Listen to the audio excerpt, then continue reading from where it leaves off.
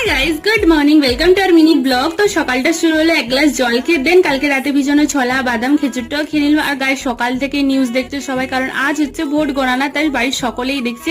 আর guys এটা হচ্ছে আমার নিউ ডায়েরি, তো এর মধ্যে লিখলাম সারাদিনের টুডে লিস্ট অ্যান্ড আমার ভীষণই কিউট কিউট সাবস্ক্রাইবার নেম। দেন ব্রেকফাস্টে করলাম পরোটা চা। আর গাইস মাঝে মাঝে না পরোটা চা খেতে বেশ ভালোই লাগে, কারা কারা খেতে ভালোবাসো অবশ্যই কমেন্ট করে জানাও। তারপর রেডি হয়ে ডক্টরের কাছে চলে গেলাম। গাইস আজ নানিমার অনেক শরীরটা খারাপ ছিল, তো ওখানে গিয়ে প্রচুর লাইন ছিল, মানে আস্তে আস্তে প্রায় 2:30টা বেজে গেছিল। তো মা এখানে এসে রান্না করছিল চিকেন, আর আমার ভীষণই খিদা পাচ্ছিল, তো মা আমাকে কালো জাম আর আম খেতে দিল। তোমরা সবাই যেন আমি আম খেতে কতটা ভালোবাসি, তাই আমি খেলাম। দেন লাঞ্চ টাঞ্চ করে শাড়ি পরে রিলস বানাবো বলে রেডি হয়ে গেছে। আর তোমরা যদি ইনস্টাগ্রামে আমাকে না ফলো করো প্লিজ করে দাও, রানী23। দেন সন্ধ্যা থেকে ভীষণই ফুচকা ক্রেভিং হচ্ছিল, তো ফুচকাটাও খেলাম। গাইস ফুচকাটা ভীষণই টেস্ট ছিল।